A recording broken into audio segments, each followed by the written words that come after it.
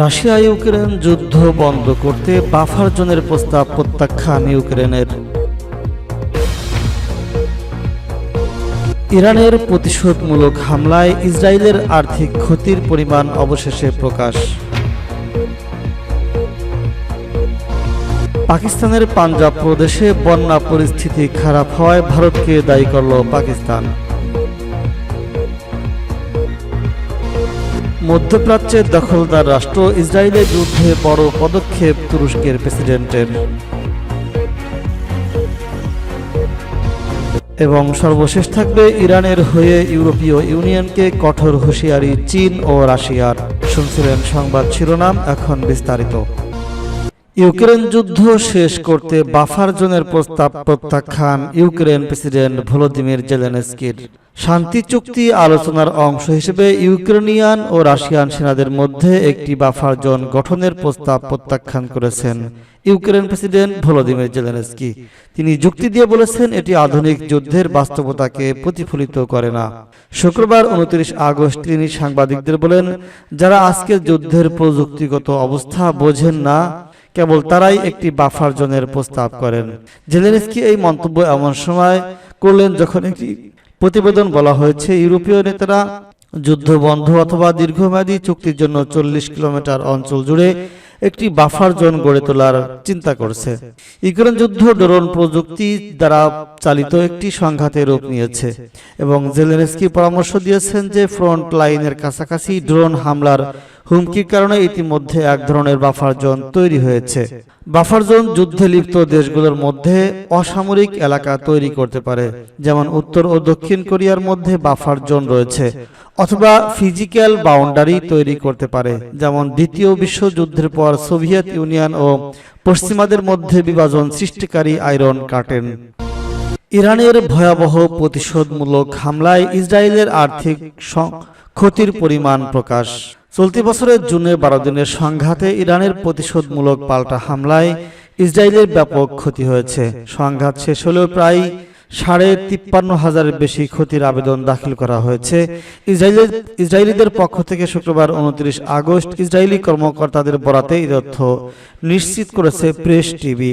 Israeli কর কর্তৃপক্ষের উদ্ধৃতি দিয়ে ইউনেট দৈনিক জানায়, ইরানের হামলার ফলে সৃষ্ট ক্ষতি রেকর্ড পর্যায়ে পৌঁছে গিয়েছে। ইসরায়েলি কর্মকর্তাদের মতে মাত্র 12 দিনের যুদ্ধে প্রত্যক্ষ ক্ষতির জন্য রেকর্ড 53,599টি দাবি দাখিল করা হয়েছিল।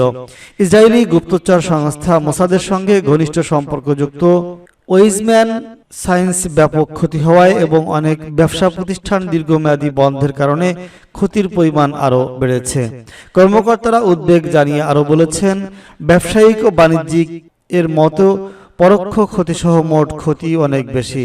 এ বিষয়ে কর কর্তৃপক্ষের পরিচালক আহারোনোটিভ বলেছেন, প্রত্যক্ষ ক্ষতি এখন 4 বিলিয়ন শিলিং বা $1.1 বিলিয়ন কম নয়, এবং পরোক্ষ ক্ষতি যা এখনো গণনা করা হয়নি তার পরিমাণ আরো কয়েক মিলিয়ন ডলার হবে। এখন পর্যন্ত সম্পত্তি কর ক্ষতির পরিমাণ তহবিল সরাসরি ক্ষতির জন্য 1.6 বিলিয়ন বিতরণ করা হয়েছে। পাঞ্জাবে বন্যা পরিস্থিতি খারাপ হওয়ায় ভারতকে দায়ী করল পাকিস্তান। ভারত থেকে নেমে আসা পাহাড়ি ঢলে পাকিস্তানের বন্যা পরিস্থিতি আরও খারাপ হয়েছে। এজন্য নয়াদিল্লিকে দায়ী করেছে ইসলামাবাদ। শুক্রবার 29 আগস্ট দেশটির কর্মকর্তারা বলেছেন, ভারত নদী বন্টন চুক্তি স্থগিত এবং গেট ভেঙে ফেলায় পরিস্থিতি আরও খারাপ হয়েছে।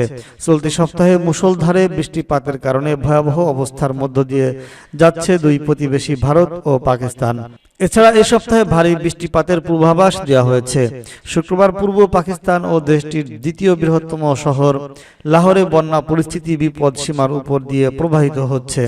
এর ফলে ঝাং শহরটি ডুবে যাওয়ার ঝুঁকিতে রয়েছে। গত 40 বছরের মধ্যে এই অঞ্চলে সবচেয়ে ভয়াবহ বন্যা দেখা দিয়েছে। গত 6 দশক ধরে নদী বন্টন চুক্তি অনুযায়ী তথ্য শেয়ার করে আসছিল ভারত ও পাকিস্তান, কিন্তু পেহেলগামে হামলার ঘটনায় 26 পর্যটক নিহত হওয়ার পর পাকিস্তানকে অভিযুক্ত করে সিন্ধু চুক্তি স্থগিত করে নয়াদিল্লি, যদিও ইসলামাবাদ বা ওই অভিযোগ অস্বীকার করে। পাকিস্তানের পরিকল্পনা মন্ত্রী আহসান ইকবাল রয়টার্সকে বলেছেন, নদী বন্টন চুক্তি অনুযায়ী ভারতের যেভাবে পানি প্রবাহের তথ্য শেয়ার করা উচিত সেটি হচ্ছে না। পাকিস্তানকে তারা পর্যাপ্ত তথ্য দিচ্ছে না। তিনি আরো বলেছেন, আমাদের কাছে সঠিক তথ্য থাকলে এই বন্যাকে ভালোভাবে মোকাবেলা করার সুযোগ থাকতো। যদি সিন্ধু চুক্তি কার্যকর থাকতো তাহলে এই পরিস্থিতি সামাল দিতে পারতাম। মধ্যপ্রাচ্যের দখলদার রাষ্ট্র ইসরায়েলের বিরুদ্ধে বড় পদক্ষেপ তুরস্কের। ইসরায়েলের সঙ্গে সব ধরনের অর্থনৈতিক ও বাণিজ্যিক সম্পর্ক ছিন্ন করবে বলে ঘোষণা দিয়েছে তুরস্ক। এরই অংশ হিসেবে দেশটির বিমান চলাচলের জন্য আকাশসীমা বন্ধ করে দিয়েছে আঙ্কারা। গাজার চলমান যুদ্ধ নিয়ে তুরস্কের পার্লামেন্টের বিশেষ অধিবেশনে দেশটির পররাষ্ট্রমন্ত্রী কাহান ফিদান এই ঘোষণা দিয়েছেন। ফিদান বলেছেন, গত 2 বছর ধরে ইসরায়েল গাজায় গণহত্যা চালিয়ে আসছে, বিশ্ববাসীর চোখের সামনে মানবতার মৌলিক মূল্যবোধকে অবজ্ঞা করছে। তিনি আরো অভিযোগ করেছেন, ইসরায়েলের আগ্রাসী নীতি শুধু গাজাতে সীমাবদ্ধ নয়, বরং পুরো অঞ্চলে সংঘাত ছড়িয়ে দেওয়ার হুমকি তৈরি করেছে। তার ভাষায়, গাজা, লেবানন, ইয়েমেন, সিরিয়া ও ইরানে ইসরায়েলের বেপরোয়া হামলা প্রমাণ করেছে এটি একটি সন্ত্রাসী রাষ্ট্র, যা আন্তর্জাতিক বিশৃঙ্খলা বৃদ্ধাঙ্গুলি দেখাচ্ছে। এদিকে আল জাজিরার খবরে বলা হয়েছে, শুক্রবার ভোর থেকে ইসরায়েলি হামলায় গাজায় অন্তত 51 জন নিহত হয়েছে। এর মধ্যে 7 জন নিহত হন কেন্দ্রীয় গাজার নেট জারিম করিডোর এলাকার খাদ্য সহায়তার অপেক্ষায় থাকা অবস্থায়। গাজার স্বাস্থ্য মন্ত্রণালয় জানিয়েছে, গত 24 ঘন্টায় দুর্ভিক্ষ ও অপুষ্টিজনিত কারণে 5 জনের মৃত্যু হয়েছে, যাদের মধ্যে 2 জন শিশু রয়েছে। এ নিয়ে যুদ্ধ শুরুর পর থেকে ক্ষুধায় 121 শিশুসহ মৃত্যুর সংখ্যা দাঁড়ালো 32,000-এ।